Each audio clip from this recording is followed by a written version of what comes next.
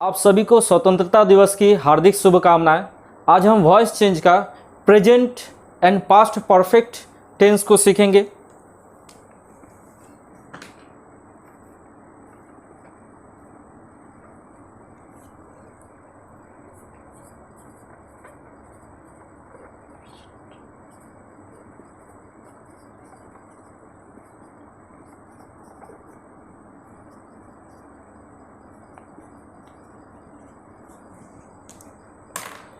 Present and past perfect tense का active voice का जो नियम होगा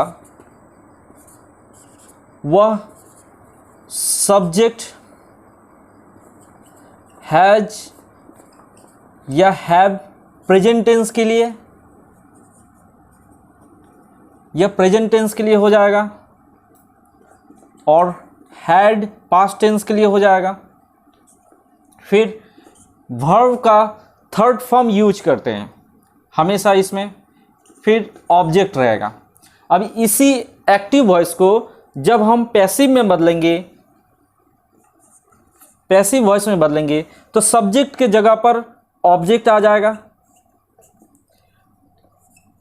हैज या हैव प्रेजेंट के लिए और हैड पास्ट के लिए यूज करेंगे। फिर इस हेल्पिंग वर्ब के बाद हम लोग इसमें बीन ऐड कर देंगे, बीन जोड़ देंगे। फिर सिमिलरली वर्ब का थर्ड फॉर्म ऑलरेडी यहाँ पर रहेगा, फिर बाय एंड आफ्टर सब्जेक्ट। एक एग्जाम्पल से समझते हैं।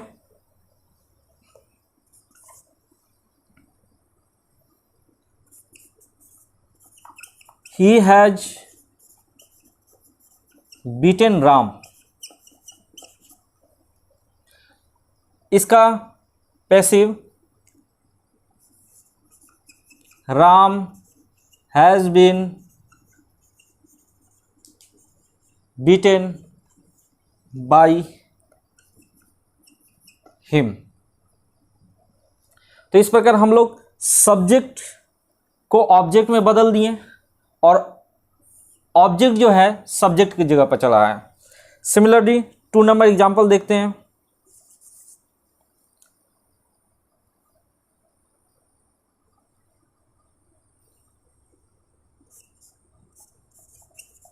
I have finished the work। इसका the work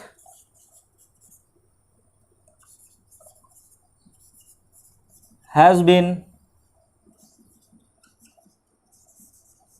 finished by me। और कुछ एग्जाम्पल्स को समझने की कोशिश करते हैं।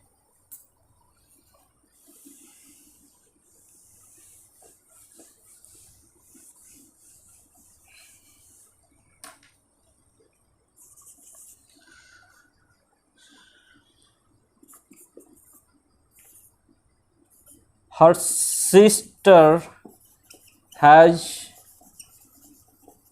cheated her। इसका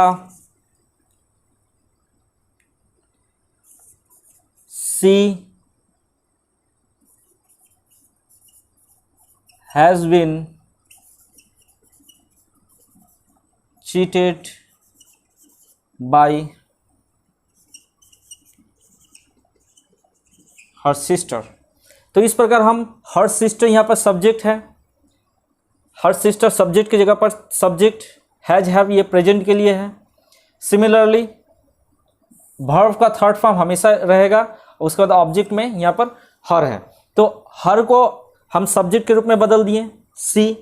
सिमिलरली सी के साथ हैज और इसमें बीन को जोड़ दिए, वर्ब का थर्ड फॉर्म बाई बैठा दिए और फिर सब्जेक्ट के रूप में हम यहाँ पे जो सब्जेक्ट था उसको यहाँ पे बैठा दिए। अब हम कुछ पास्ट का एग्जाम्पल्स देखते हैं।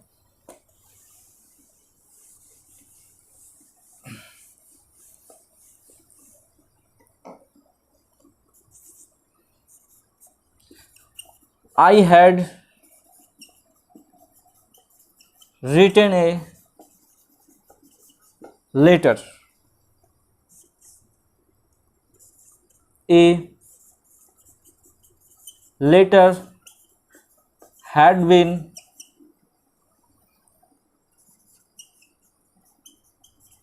written by me। तो सेम है इसमें भी, बस ये जो हैज या हैव है उसके जगह पर हैड बैठा दिए हैं। Past, present and past perfect tense में बस इतना ही अंतर है। प्रेजेंट के लिए हैज या हैव यूज होगा और पास्ट के लिए हैड यूज करेंगे। A letter had been written by me. One more example,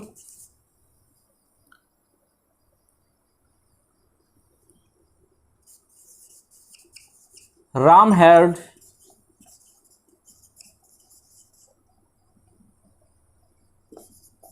disturbed me।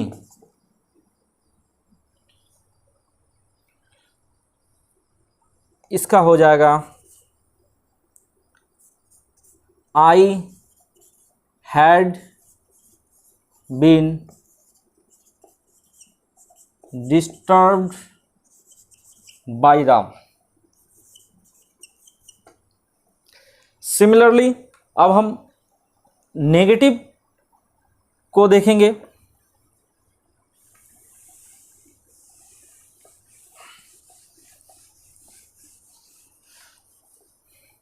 और एक एग्जांपल देते हैं, जैसे someone has stolen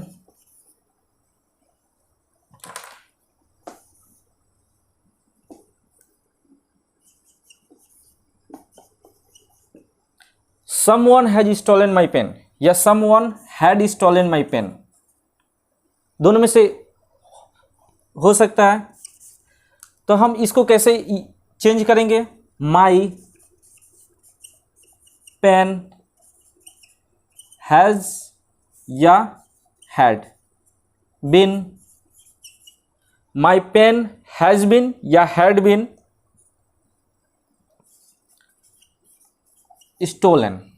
बस यहीं तक होगा। हमेशा याद रखना है, कहीं भी यदि someone हो, कहीं भी someone हो, somebody हो, anyone हो, anybody हो, everybody हो, people हो, पुलिस हो, ये सब यदि सब्जेक्ट के रूप में रहे तो उसको हम यहाँ नहीं बैठाते हैं। पैसिव वॉइस में बाई और एज ए सब्जेक्ट उसको यूज नहीं करते हैं। someone, somebody, anyone, anybody, everyone, everybody, someone, somebody, anyone, anybody, everyone, everybody, यदि ये सब सब्जेक्ट के रूप में रहे तो उसे हम ऑब्जेक्ट के रूप में इधर नहीं लिखेंगे। सिमिलरली अब हम नेगेटिव सेंटेंस देखेंगे कुछ।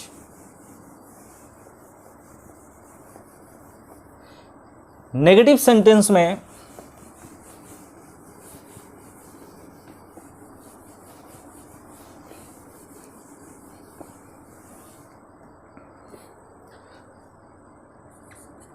एक्टिव वॉइस का जो नेगेटिव सेंटेंस होगा उसमें सब्जेक्ट हैज या हैव प्रेजेंट के लिए, हैड पास्ट के लिए, इसके बाद नॉट यूज करेंगे आफ्टर वर्ब का थर्ड फॉर्म, फिर ऑब्जेक्ट। इसी का जब पैसिव वॉइस होगा, पैसिव वॉइस में सब्जेक्ट के जगह पर ऑब्जेक्ट चला आएगा। हैज या हैव प्रेजेंट के लिए यूज होगा और हैड पास्ट के लिए। फिर नॉट यूज करेंगे, नॉट के बाद बीन उसमें ऐड कर देंगे, बीन के बाद वर्ब का थर्ड फॉर्म, फिर बाय, फिर सब्जेक्ट। एग्जाम्पल से समझते हैं।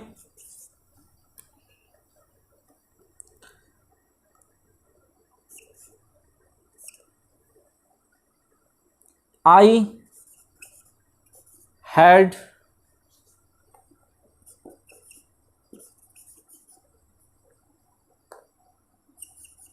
informed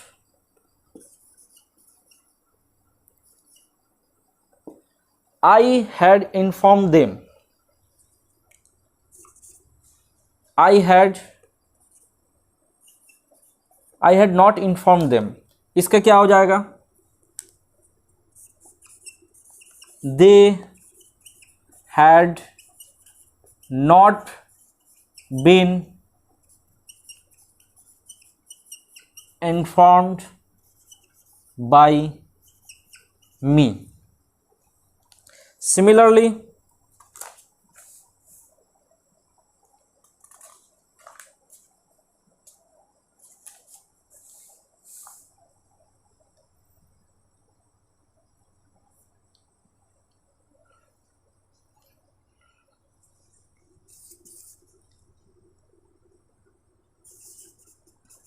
Sita has not written a letter. इसका a letter